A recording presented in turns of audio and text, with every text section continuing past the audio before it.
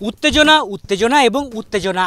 টি-20 বিশ্বকাপ 2024-এর প্রথম ম্যাচে কি ছিল না, রান, গ্ল্যামার সবকিছুই ছিল। আর এই ম্যাচেই শুরুতে হোঁচট খেয়েও হেসে খেলে জয় তুলে নিল স্বাগতিক যুক্তরাষ্ট্র। পাশাপাশি দেখা গেল একাধিক রেকর্ডও। ডালাসে কানাডার বিপক্ষে প্রথম ম্যাচ জিততে হলে যুক্তরাষ্ট্রকে গড়তে হতো রেকর্ড, তারা করেছেও ঠিক তাই। এর আগে টি-20 ক্রিকেটে তাদের সর্বোচ্চ রান তাড়া করে জেতার রেকর্ড ছিল 169। অ্যারন জোন্স এবং আন্দ্রেস গায়েসের পাওয়ার হিটিংয়ের নৈপুণ্যে যুক্তরাষ্ট্র যেন সেই বন্দরেও পৌঁছে গেল।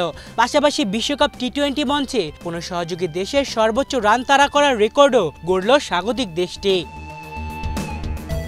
অবশ্য কানাডার দেয়া 194 রানের লক্ষ্যে শুরুটা বেশ সাদামাটা করে যুক্তরাষ্ট্র।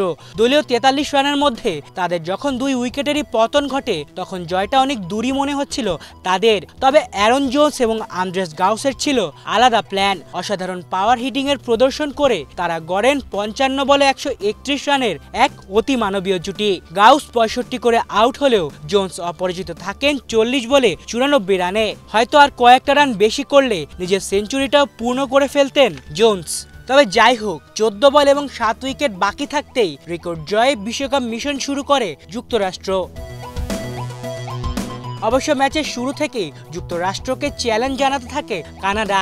নাবডিট এবং ক্রিস্টানের মারকুটে 50-তে প্রথম ইনিংস জমে ক্ষীর ছিল তাদের জন্য, কারণ 194 রান তাড়া করার তো আর চারটিখানি কথা না। তবু যুক্তরাষ্ট্র সেটা করে দেখালো বেশ ভালোভাবেই। পাশাপাশি জানান দিল ক্রিকেটে এক নতুন শক্তির আগমন ঘটছে। আলিফ চৌধুরী, বাংলা ভিশন।